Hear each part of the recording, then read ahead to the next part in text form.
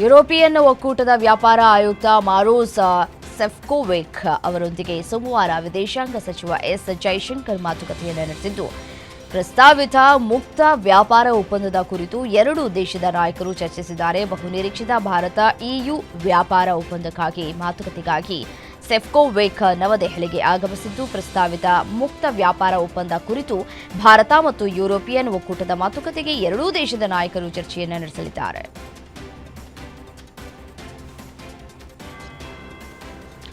ದೇಶದ ಭಕ್ತಿಗೀತೆಯನ್ನ ದೇಶ ಭಕ್ತಿಯನ್ನ ಯಾವುದೇ ಒಂದು ಧರ್ಮದೊಂದಿಗೆ ಗುರುತಿಸುವುದು ಸಾಂವಿಧಾನಿಕ ತತ್ವಗಳಿಗೆ ವಿರುದ್ಧವಾಗಿದೆ. ಇದರಿಂದ ಸಾಮಾಜಿಕ ವಿಭಜನೆ ಹೆಚ್ಚುತ್ತದೆ ಅಂತ ಎಐಎಂಐಎಂ ನಾಯಕ ಅಸಾದುದ್ದೀನ್ ಓವೈಸಿ ಹೇಳಿದ್ದಾರೆ. ಲೋಕಸಭೆಯಲ್ಲಿ ವಂದೇ ಮಾತರಂನ 150 ವರ್ಷಗಳು ಕುರಿತ ಚರ್ಚೆಯಲ್ಲಿ ಭಾಗವಹಿಸಿದ ಓವೈಸಿ, ಸಂವಿಧಾನವು ಎಲ್ಲಾ ನಾಗರಿಕರಿಗೆ ಸಮಾನ ಹಕ್ಕುಗಳನ್ನು ನೀಡುತ್ತದೆ.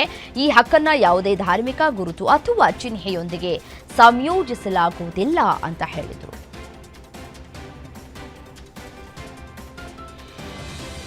ದೇಶದ ನಾಗರಿಕ ವಿಮಾನಯಾನ ಕ್ಷೇತ್ರದಲ್ಲಿ ಶೇಕಡ 60ರಷ್ಟು ಪಾಲು ಹೊಂದಿರುವ ಇಂಡಿಗೋ ವಿಮಾನಯಾನ ಸಂಸ್ಥೆಯ ಬಿಕ್ಕಟ್ಟು ದೇಶಾದ್ಯಂತ ಲಕ್ಷಾಂತರ ಪ್ರಯಾಣಿಕರನ್ನ ಇಕ್ಕಟ್ಟಿಗೆ ಸಿಲುಕಿಸಿದೆ. ಈ ಪ್ರಕರಣವನ್ನು ಗಂಭೀರವಾಗಿ ಪರಿಗಣಿಸಿರುವಂತಹ ಕೇಂದ್ರ ಸರ್ಕಾರ ಇದೀಗ ಇಂಡಿಗೋದ ಕಾರ್ಯಾಚರಣೆಯಲ್ಲಿ ಶೇಕಡ 10ರಷ್ಟನ್ನು ಕಡಿತಗೊಳಿಸಿದೆ.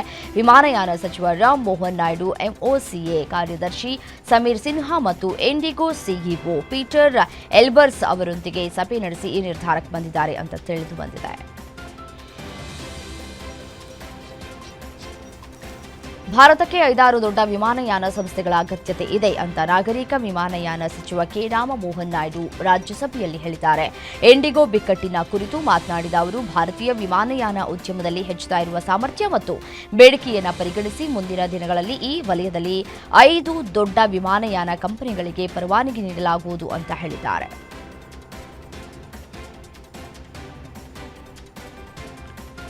ದೇಶದ 12 ರಾಜ್ಯಗಳು ಮತ್ತು ಕೇಂದ್ರಾಡಳಿತ ಪ್ರದೇಶಗಳಲ್ಲಿ ಮತಪಟ್ಟಿ ಪರಿಷ್ಕರಣೆ ಮಾಡ್ತಾ ಇರುವಂತಹ ಚುನಾವಣಾ ಅಧಿಕಾರಿಗಳಿಗೆ ಬೆದರಿಕೆ ಹಾಕ್ತಾ ಇರುವುದು ಕಳವಳಕಾರಿ ಸಂಗತಿ. ಈ ಬಗ್ಗೆ ಚುನಾವಣಾ ಆಯೋಗ ಸೂಕ್ತ ಕ್ರಮಕ್ಕೆ ಮುಂದಾಗಬೇಕು, ಇಲ್ಲವಾದಲ್ಲಿ ಅರಾಜಕತೆ ಸೃಷ್ಟಿಯಾಗಲಿದೆ ಅಂತ ಸುಪ್ರೀಂ ಕೋರ್ಟ್ ಎಚ್ಚರಿಸಿದೆ.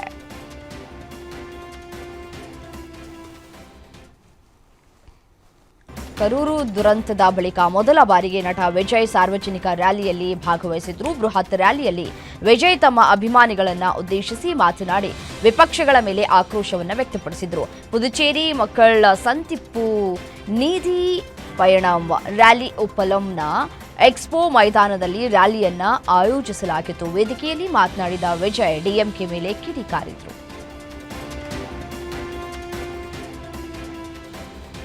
ಪುದುಚೇರಿಯಲ್ಲಿ ನಡೆದಂತಹ ವಿಜಯ್ ನೇತೃತ್ವದ ಟಿವಿಕೆ ರ್ಯಾಲಿ ವೇಳೆ ಭದ್ರತಾ ಲೋಪವಾಗಿದ್ದು, ಹ್ಯಾಂಡ್ ಗನ್ ಹಿಡಿದು ನಟನ ಬಳಿ ತೆರಳುವುದಕ್ಕೆ ಯತ್ನಿಸಿದ ತಮಿಳುನಾಡಿನ ವ್ಯಕ್ತಿಯೊಬ್ಬನನ್ನ ಪೊಲೀಸರು ಬಂಧಿಸಿದ್ದಾರೆ. ಆದಾಗ್ಯೂ ಉಪ್ಪಳಂನ ಎಕ್ಸ್ಪೋ ಮೈದಾನದಲ್ಲಿ ನಡೆದ ನಿರ್ಬಂಧಿತ ರ್ಯಾಲಿ ಸ್ಥಳ ಪ್ರವೇಶಿಸ್ತಾ ಇದ್ದಂತಹ ಎಲ್ಲರನ್ನೂ ಎಚ್ಚರಿಕೆಯಿಂದ ತಪಾಸಣೆ ಮಾಡಿದ ಪೊಲೀಸರು ಆತನನ್ನು ಬಂಧಿಸಿದ್ದಾರೆ.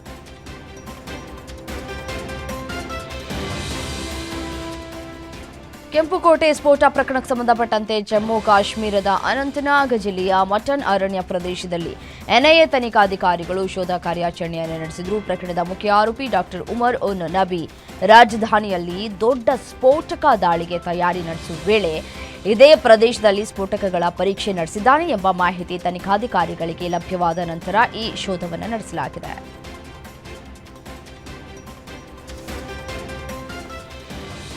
ಮಧ್ಯಪ್ರದೇಶದ ಸಿಯೋನಿ ಜಿಲ್ಲೆಯಲ್ಲಿ ಸೋಮವಾರ ರಾತ್ರಿ ತರಬೇತಿ ಪಡಿತಾ ಇದ್ದ ವಿಮಾನವೊಂದು ಅಪಘಾತಕ್ಕೀಡಾಗಿದೆ. ಸುಕಾತ್ರಾ ವಾಯುನೆಲೆಯ ಬಳಿಯ ಅಮ್ಗಾವ್ ಬಳಿ ಈ ಒಂದು ಘಟನೆ ನಡೆದಿದೆ. ವಿಮಾನವು ಹೈಟೆನ್ಷನ್ ಮಾರ್ಗಕ್ಕೆ ಸಂಪರ್ಕಕ್ಕೆ ಬಂದು ಅದಕ್ಕೆ ತಗುಲಿದ್ರಿಂದ ಭಾರೀ ಶಬ್ದದೊಂದಿಗೆ ಹೊಲಕ್ಕೆ ಅಪ್ಪಳಿಸಿದೆ ಅಂತ ತಿಳಿದು ಬಂದಿದೆ.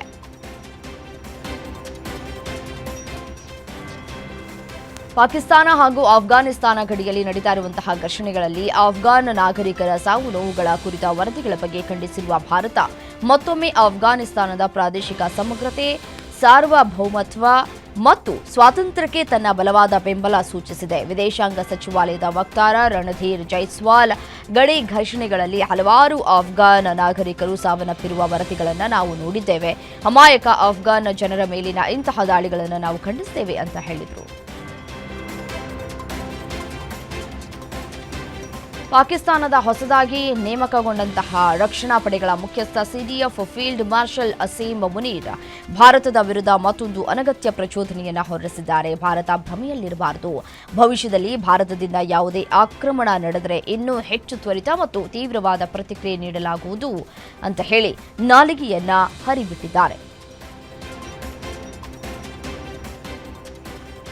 ಜಪಾನ್ನಲ್ಲಿ 7.5 ತೀವ್ರತೆಯ ಪ್ರಬಲ ಭೂಕಂಪ ಸಂಭವಿಸಿದ್ದು 20ಕ್ಕೂ ಹೆಚ್ಚು ಜನರು ಗಾಯಗೊಂಡಿದ್ದಾರೆ. ಭೂಕಂಪದ ಪರಿಣಾಮ ಹಲವು ಮನೆಗಳು ನೆಲಸಮಗೊಂಡಿವೆ. ಅಮೋರಿ ಕರಾವಳಿಯಿಂದ ಸುಮಾರು 80 ಕಿಲೋಮೀಟರ್ ದೂರದಲ್ಲಿರುವ ಪೆಸಿಫಿಕ್ ಮಹಾಸಾಗರದಲ್ಲಿ ಭೂಕಂಪ ಸಂಭವಿಸಿದೆ. ಪೆಸಿಫಿಕ್ ಕರಾವಳಿ ತೀರದಲ್ಲಿ 70 ಸೆಂಟಿಮೀಟರ್ ವರೆಗಿನ ಸುನಾಮಿ ಉಂಟಾಗಿದೆ.